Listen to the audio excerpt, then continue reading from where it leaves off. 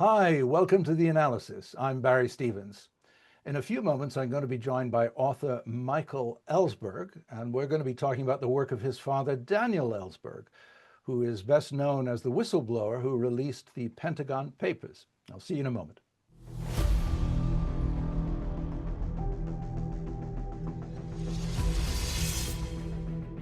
Michael Ellsberg is a well-known author, but also the co-editor of a new book, Truth and Consequence, Reflections on Catastrophe, Civil Resistance, and Hope.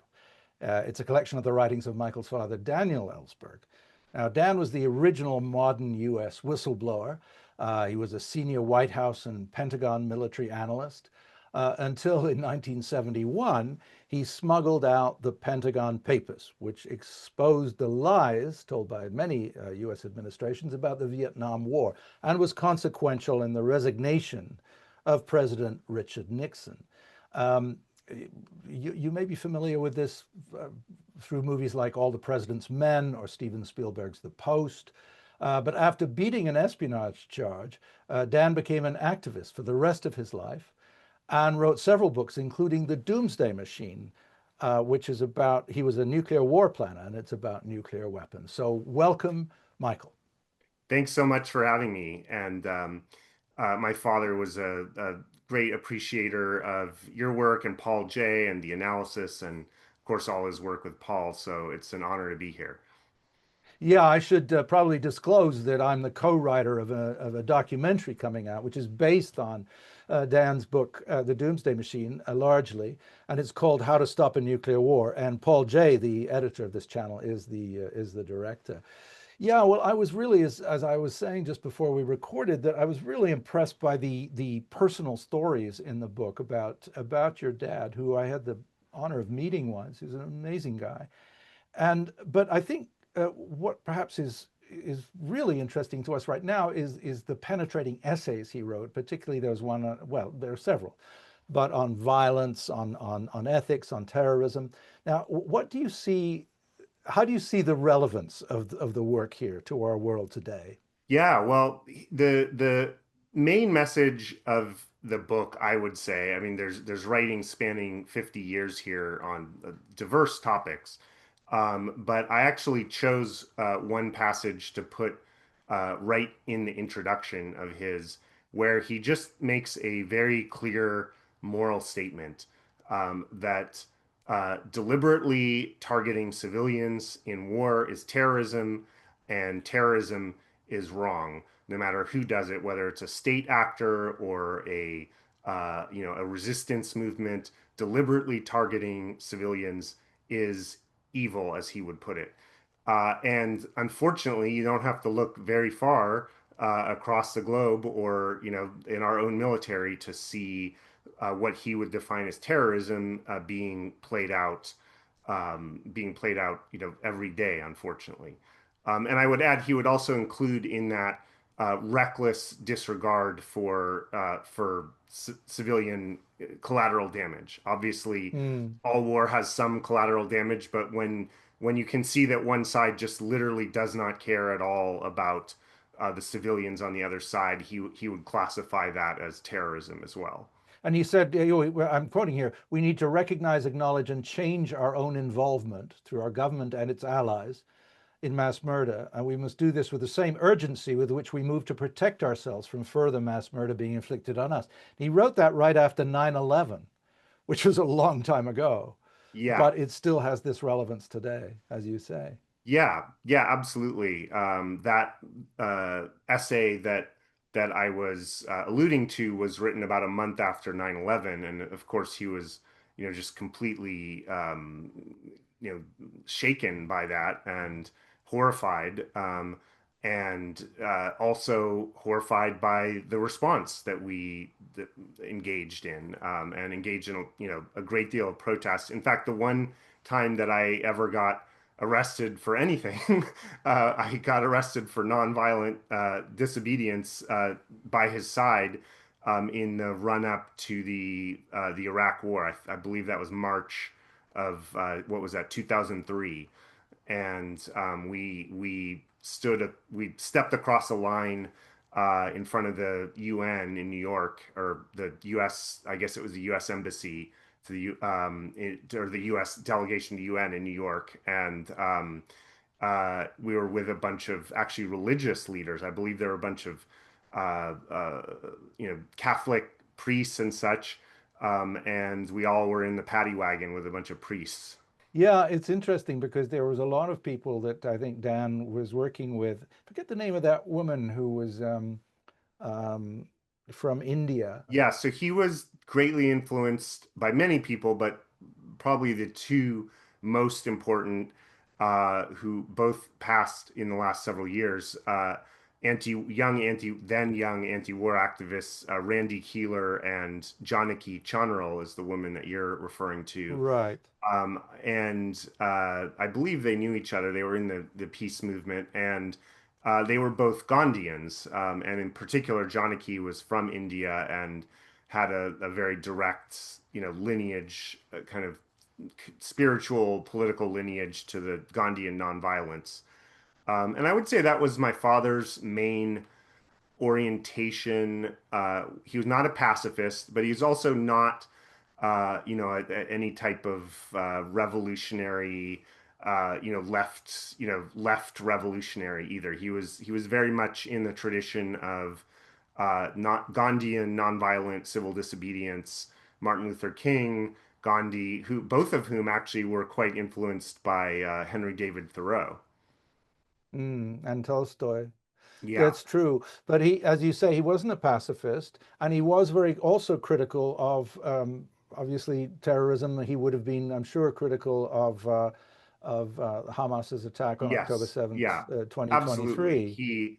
He lost friends over that. I mean, I grew up in Mm, Berkeley. You can meet a lot of Berkeley Bay Area leftists who are, even pro Hamas terrorism, and my father would never condone that or support that. He would condemn it in the great, strongest terms, but also condemn the other side and condemn our side and condemn our support for any form of terrorism, which, as I said, he defined as deliberate war on non-combatants. and it's a little saddening to think, of course, that his activism around the Vietnam War, when he'd actually when he was deep inside the government with a strong Cold War mentality, and he was a Marine. He was a United States Marine, and he went to Vietnam. I think and even though he wasn't at that point a serving, he wasn't a serving Marine. He went into combat, but he came Yeah, back convinced that the war was a disaster,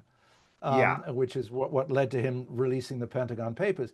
But what I was going to say is that it's a little sad to think that there was that period of his life. Then we were just talking about 2001 and the Iraq War, and then we're in it again now. yeah. And it's and perhaps it's fortunate he didn't live to see that one.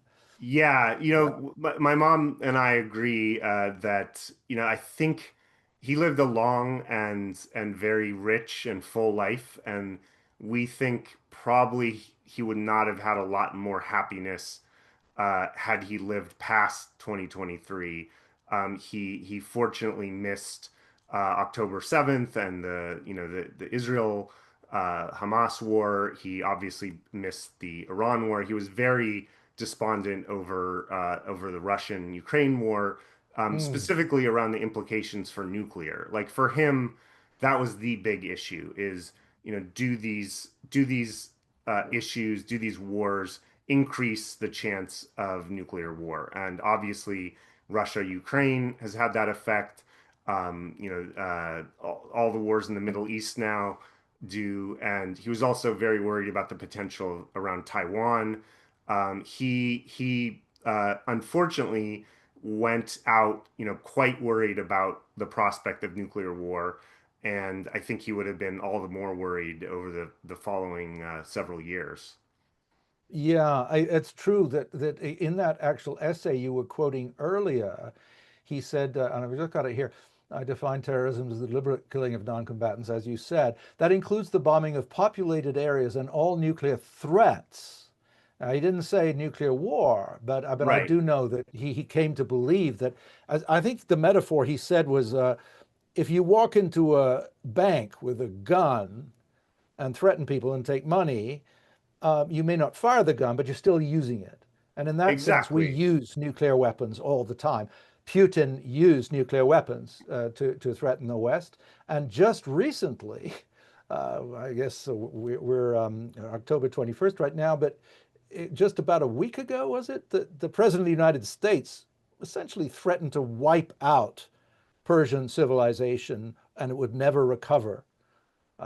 So that was Yeah. extraordinary, I, and that kind of those threats have existed for a long time.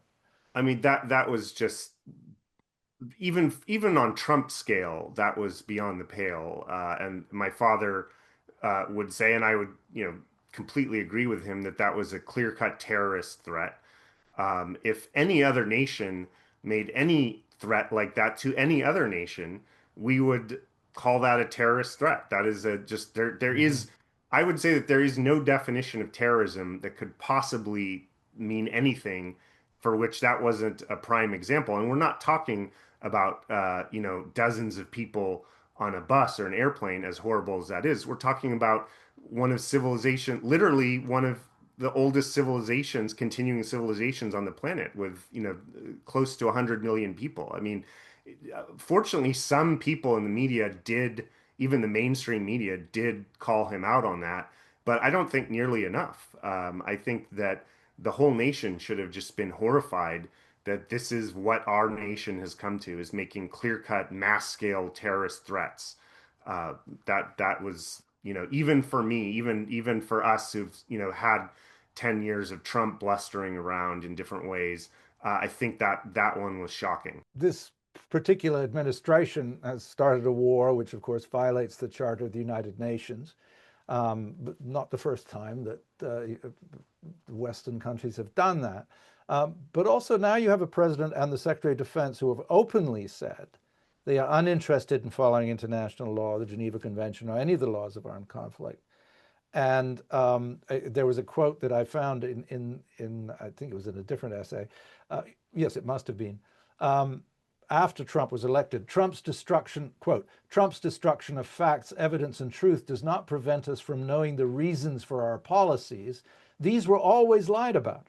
The difference now is that the purveyors of denials, assertions, and cover stories no longer bother to appear, quote, plausible or moral, unquote. I find that they were always lied about. That's pretty radical, and I kind of like the take because so many people on the liberal side right now seem to regard what Trump does as bad and Democratic leaders previously as good. But I don't think your father would think that. No, no, not at all. I mean, I think, yeah, the difference is just that Trump is more brazen about it, and there's not a fig leaf of any type of, no pretense of following international law. In fact, there's a kind of gleeful flaunting of it. We don't need that. Yes. And that is sad, and it's dangerous because the point of principles is that if you follow a principle, you can expect and demand that other people follow it as well. And if you openly flaunt principles, then you shouldn't be surprised when other people openly flaunt them. And now you're just in the law of the jungle. And we are a pretty big animal in the jungle, but it's still a jungle. And the idea that we can just exert our will ad infinitum with no pushback is not going to come to pass, I believe. Yeah, and for all the United States failures or weaknesses or flaws, your country did put together was very important in putting together some of those rules. Let's say that, and your father, I think, very much in his earlier life, was on very much on board with the United States project, saw it as a moral force. Now he came to be very critical of it, but there is that feeling, as you say, the fig leaf is gone. But the fig leaf meant something, this building the United Nations. I mean, the United States was the principal architect of the United Nations as a national force. Anyway, yes, I'm sure he would Yeah, be very distressed at yeah. this No, point. he viewed himself very much as a patriot. He you know, entered into the Rand Corporation, which is a quasi-governmental think tank in LA, wanting to help, achieve kind of Cold War aims, but ideal while reducing the risk of blowing the whole world up. That was his mission. Very much believed in, the ideals of defeating communism. He just didn't want the world to blow up in the process. And there was a process by which he became very disillusioned with the Cold War and with that what he came to see as imperialism.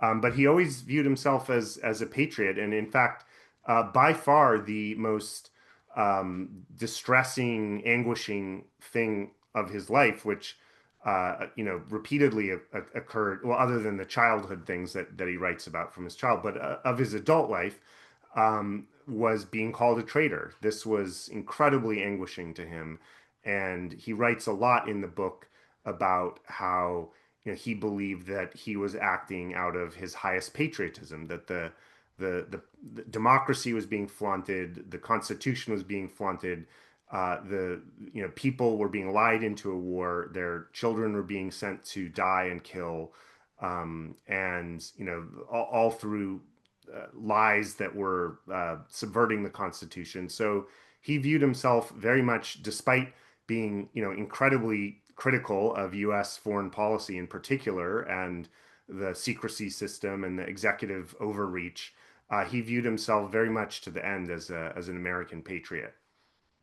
That's really interesting, and in a period when only the right wing seems to claim the U.S. flag, and the same thing in my country, in Canada, Yeah, as though they own it. But yeah, patriotism is not simply owned by people of any particular political stripe. And it's interesting too, because I think just a few days ago, your president said that the media were, or the Democratic Party were traitors. Didn't he say that? The entire Democratic Party. yeah. I mean, this it's just it's gotten so absurd here, the way that what gets called treason at this point. But my father was called a traitor regularly in the media, and there was back then at least more of a public listening to the idea that someone who would be a whistleblower, national security whistleblower, was Mm. definitely a traitor. And I think history came to, the consensus came to disagree with that opinion in regards to my father, but definitely not in regards totally with, for example, with Edward Snowden or Chelsea Manning, who my father, greatly admired and had an ongoing virtual friendship with Edward Snowden for till the end. Now, interestingly, support for Snowden does seem to cut fairly. I mean, there are definitely people in the Republican, or more the more kind of small government Libertarian. side of the Yeah. Republican Party, which is unfortunately the smaller side right now, who were in favor of Snowden. So it's not a pure left-right issue on that.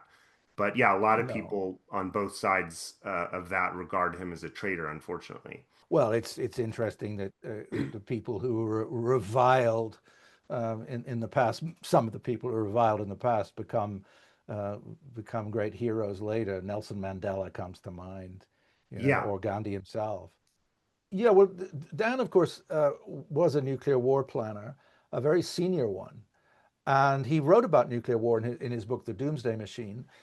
And also, I think it's in the book that you've edited, the story of finding the secret war plans of, I think, 1961. Now, in 1950s and 60s, the plan was that the moment there was even any kind of confrontation with the Soviet Union, no matter how minor, was to attack with everything, with nuclear weapons of hundreds of targets in the USSR and China.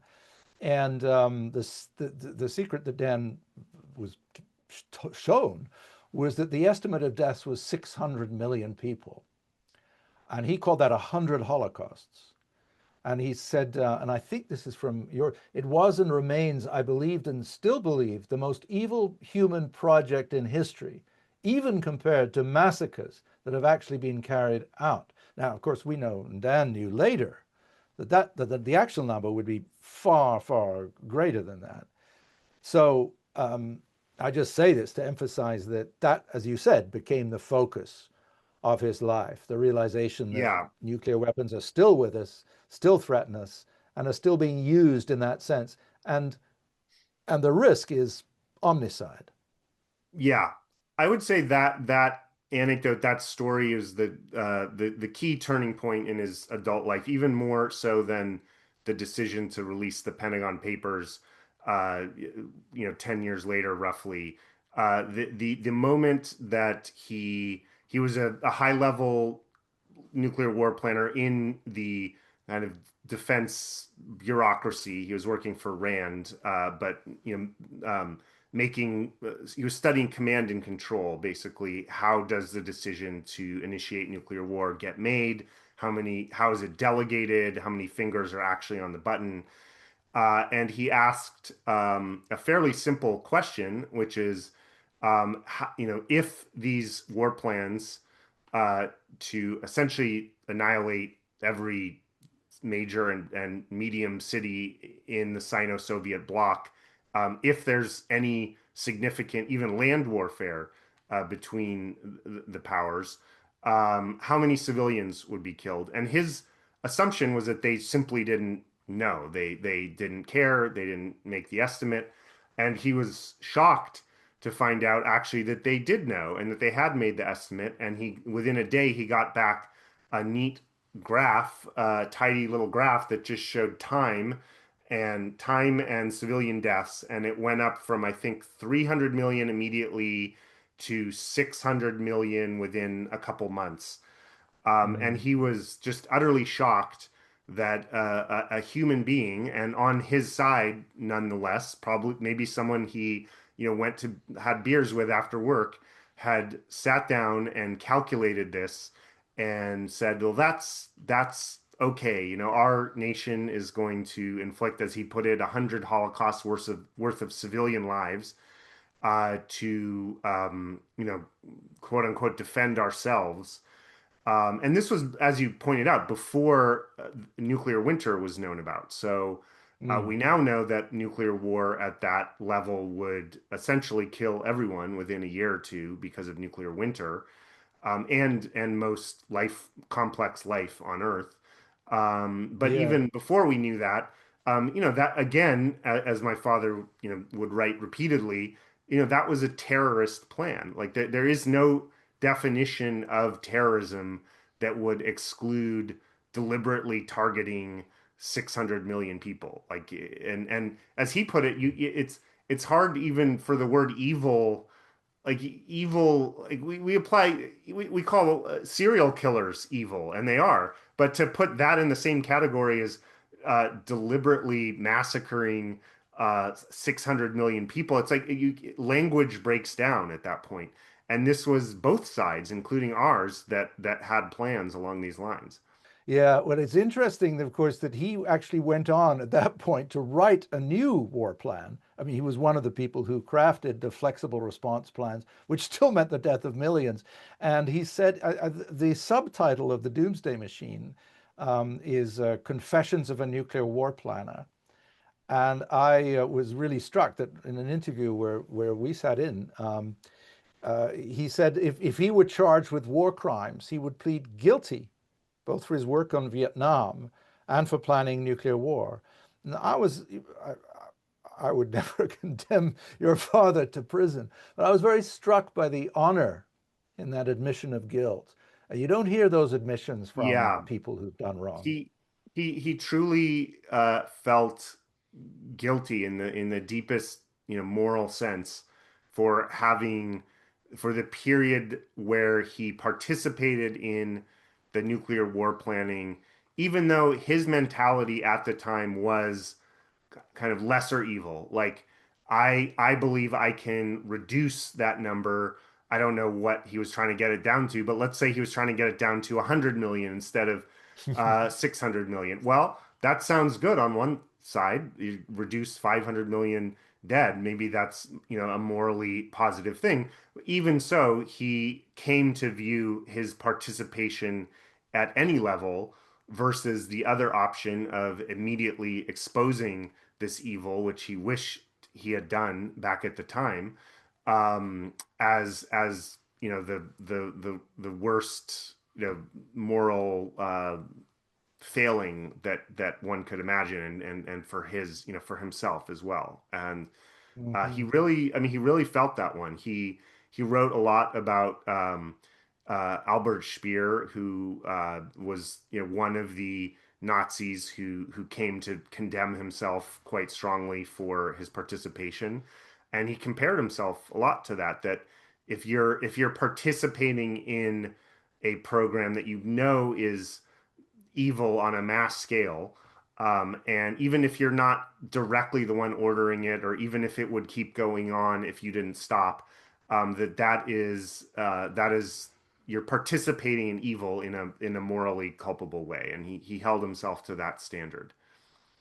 Yeah, there was a quote of Albert Speer's in your book, and I wrote it down. I was like a man following a trail of blood-stained footprints through the snow without realizing someone has been injured. That's, Yeah, that's very good. yeah. Yeah. But how did your dad fight evil? What was his way? Or his way, what did Um, he think would be the way to fight evil? I would say that he felt that insiders have a disproportionate capacity to affect change by not only withdrawing participation, which on its own he never really valued that much when he heard of officials resigning, saying, I can't be, even if they made a public statement and said, I can't be a part of this. I mean, it's better than nothing, but he never really thought that was all that valuable. The thing that he valued is, as he always put it, he really tried not to say like, well, do what I did. The way he put it was, do what I wish I had done earlier, which is, he could have released these documents. Well, he could have released the nuclear documents as early as the 1960s. I don't think that was likely. It didn't even cross his mind. But I think he was mentally in a position where he might have considered releasing the Pentagon Papers, or not the papers themselves because they weren't written, but the types of documents and estimates that the Pentagon Papers were based on. I think he could have released those, as he says, as early as 1964, when he actually, his first day at the Pentagon as a assistant to the assistant of McNamara. So he was kind of a high level aide. Um, uh, And McNamara was the Secretary of yeah, Defense under Secretary of Jack Kennedy Defense. and Yeah, Lyndon Johnson. yeah, and then his boss, my father's boss, was John McNaughton, who was McNamara's special aide. So, his first day happened to be the day of the Tonkin Gulf incident. So, within literally 24 hours of working in the Pentagon, he knew that. Well, I think maybe it took a day or two, but pretty soon, especially I think after the second purported attack, it was widely known that this was false, and that it was there hadn't been a second attack, and so he knew that the populace was being lied into war, Mm. within days of working in the Pentagon. So he could have exposed lies that he was participating in, immediately, and he faults himself for doing that. So his message always was, do what I wish I had done 5 years earlier. And if you know that if you're in a position, a particular government agency, but also a corporation, I think it's very relevant for AI, cutting edge AI labs as well. If there are internal estimates saying that what you're participating in is much more dangerous than what your leaders are telling the public, you have a duty to the public to let them know, even if that's at risk of your career or even potentially jail time. Right. And we can, I guess, pass on that call because he was explicitly calling for people to be whistleblowers. And he also was very, I know you suggested this in what you just said, aware that there is a big financial drive that the corporations which make money off building weapons and fighting wars, certainly doing very well right now. I was just looking at the stock prices of the Yeah. of companies like Northrop and Lockheed over the last year, but they also can affect policy. So that also applies to whistleblowers within both within government and within the corporate world. Yeah, I mean he spent and he you can see his mind working through it in this book because the bulk of the book is consists of selections from about 100 boxes of handwritten notes. You know, his pretty much his favorite activity or certainly his most obsessive was sitting for hours and hours at a stretch reading writing marginalia and then writing in these yellow legal pads. And those Mm. legal pads and the marginalia, actually, the books are now at UMass Amherst at their library special collections. And his handwriting was very hard to read. I actually couldn't read. He would have to read birthday cards to me aloud. I couldn't read his cards.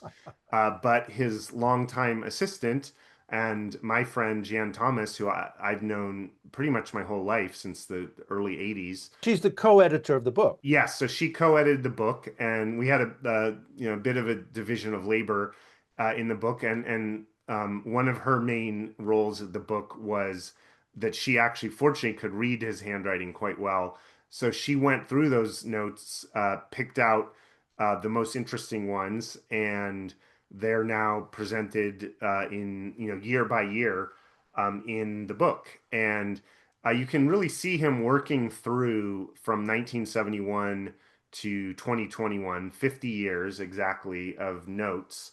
How did this system arise? Like, why do we have a system where, in order purportedly to defend ourselves, we are going to initiate a chain of events that would predictably lead to the end of ourselves and all complex life on Earth? That seems very irrational. And his ultimate analysis was that it did stem from military industrial complex incentives that in the way that Mm. those interact with politics and electoral politics. And you have companies that get very, very rich building these systems. They have incentives to frame the issues in ways that always make it seem like an existential necessity to build more of these and have them on hair trigger alert. Notoriously, these big defense companies are very good at getting job production in all the states, so that you have senators in favor of jobs, in all the states.